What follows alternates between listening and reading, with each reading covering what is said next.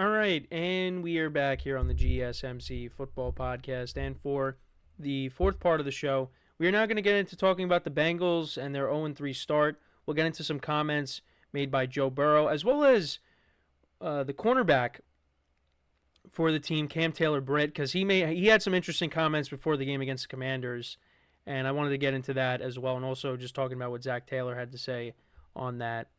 So this is what Joe Burrow said. Or actually, no. This is what Burrow and Zac Taylor had to say regarding the start. So Zac Taylor, this is from Zac Taylor via the Associated Press. He said, "We didn't envision ourselves in this spot, but here we are.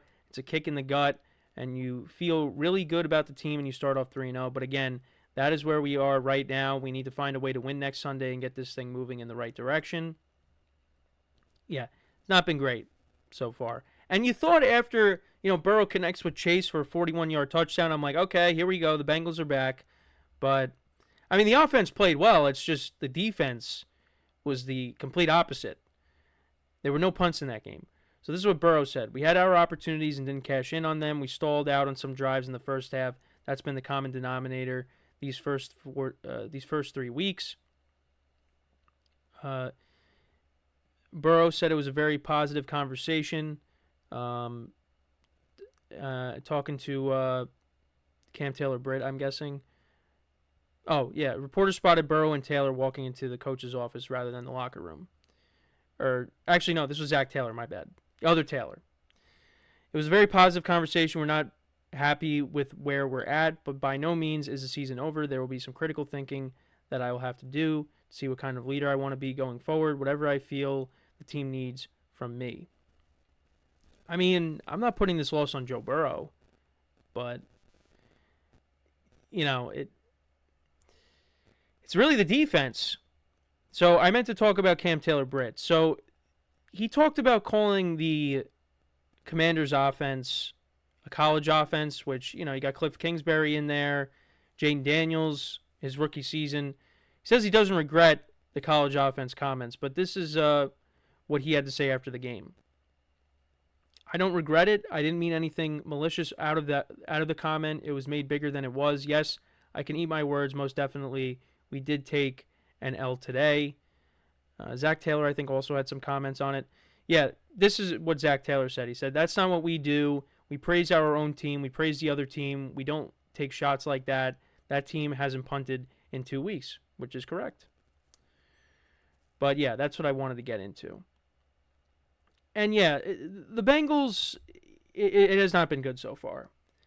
But, Joe Burrow has played well these last 2 weeks. I know against the Chiefs, you could also point to the sack fumble that was returned for a touchdown. That, changed the complexion of that game.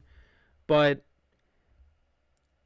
can Burrow be blamed? He's the quarterback, so obviously he's going to get some blame. But I don't think he's the main reason why the Bengals are 0-3. Maybe week 1 you could point to when they only put up 10 points. There was a fumble at the goal line that, maybe if that doesn't happen, maybe it's a different game. But, yeah, it has not been great so far for the Bengals. And one of the things that's been talked about is just the Bengals like to do a lot of talking. Because you go back to when they played in the AFC Championship game against the Chiefs, and they were calling Arrowhead Burrowhead, yeah, they shouldn't have done that. Because you're only adding more fuel to the fire. And, the Bengals, when they beat the Chiefs the first time in the AFC Championship game, that gave them a lot of confidence. Like, hey, we just went into Arrowhead and beat the Chiefs. And they thought they were going to be able to do it again, and they didn't. And then they end up losing to the Chiefs once again in week 2. Well, with Burrow this time. Last year they lost to them late in the season. And then you got, Cam Taylor-Britt talking about the Commanders' offense. And that Commanders' offense played really well. They were able to slice and dice that defense all night long. Bengals had no answers. And, got to give him credit. Held himself accountable, said he'll take the L on that. So you can respect it. But when you talk, you got to back it up. And they did not back it up. And the other thing, too, that has been talked about is, putting more of the blame on Joe Burrow and just how Joe Burrow, he kind of gets a pass a lot of times, whereas some other quarterbacks, they'll get criticized, which I do agree with. And that doesn't just happen with Joe Burrow. That happens with other quarterbacks as well. Like, you'll have some quarterbacks that just don't play well and they don't get criticized, but you'll have like Dak Prescott, for example. He's another one that gets heavily criticized, more so than other guys. Joe Burrow kind of gets a pass, which, I mean, I think it depends on who you talk to. Because if Joe Burrow didn't play well on Monday, I would say, yeah, he hasn't been great. He wasn't great the first week, was better the second week, and played really well on Monday. If a quarterback doesn't play well, I'm going to acknowledge it. Like, Patrick Mahomes has not been great so far this year. And we talk about Patrick Mahomes as the best quarterback in the NFL, and he still is. Right now, he's not playing like it, but he is. Right now, the best quarterback in the NFL is Josh Allen. It's really, I think it really all depends on who you talk to. But at least for me, if a guy doesn't play well, I'm going to say it. But I don't think Joe Burrow deserves the majority of the blame for Monday's loss. Now, some of the drives were, resulted in field goals. There was a missed field goal early on in the game, missed by Evan McPherson. Whereas the Commanders, they were putting up touchdowns. That kind of made a difference. Now, Seibert did kick a field goal at one point, but other than that, Commanders were going up and down the field scoring touchdowns. You got to match that. So that's where the blame comes in. Joe Burrow didn't do enough to win, but I honestly think he did do enough to win. It's just the defense really let them down in this game. They couldn't stop Austin Eckler had a big run in this game, and then he ended up leaving. The running game was a problem. Jane Daniels running with the football was a problem. Terry McLaurin had a couple of big plays in the game. They had no answers. And I did bring this up. One of my friends who's a Steelers fan said that he had the Bengals finishing in last place. Well, if you look right now, the Bengals are in last place. And his Steelers are in first place. Now, is that going to stay the same? I don't think so. I think the Bengals are going to get right.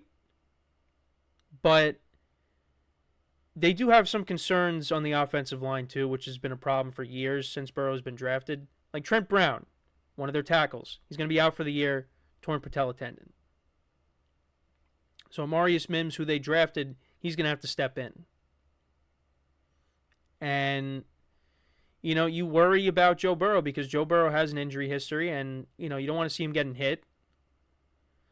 They just got T. Higgins back. So it's just you get guys back, but then other guys get hurt.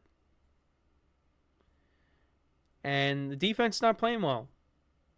That's really, for me, the biggest thing. The defense is not playing well.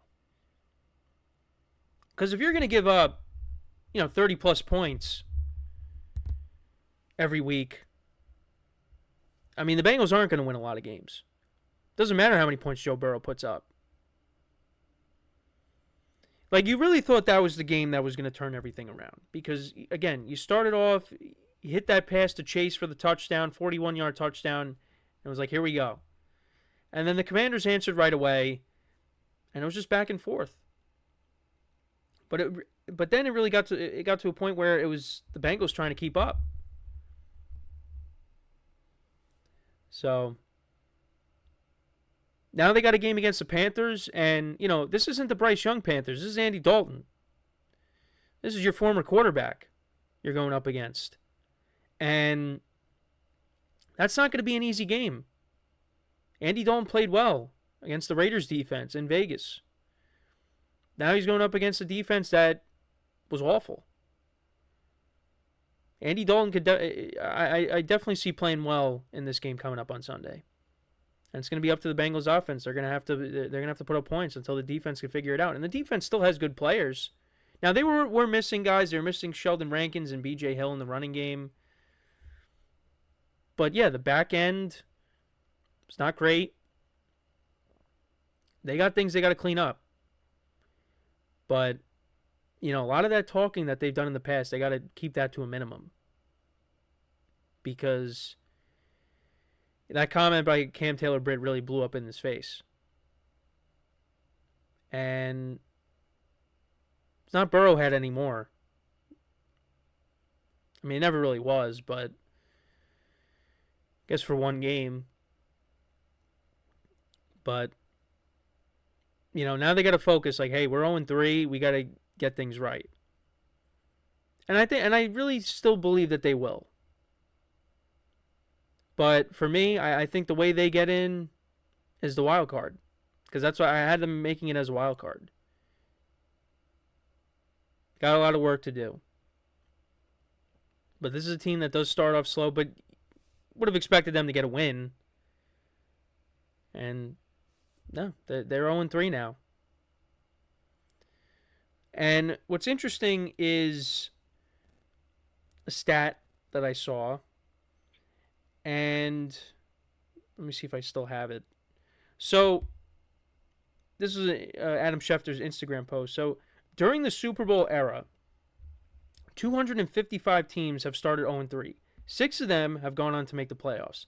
The last 0-3 team to make the playoffs was the 2018 Houston Texans.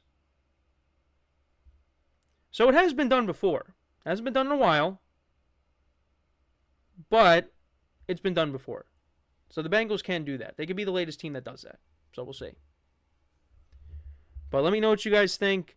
Do you believe that the Bengals can turn their season around? Let me know what your thoughts are in the comments. We'll talk about them a little bit more in the final segment because we will take our final break here. And then when we come back, we'll talk about some of the teams that are struggling. We'll talk about the other 0-3 teams. We'll also get into some of the 1-2 teams. We'll get into them, talk about can they, turn their seasons around, what's going on with them, all that when we return from our final break. So, for one final time today, stick around, and we'll be right back here on the GSMC Football Podcast.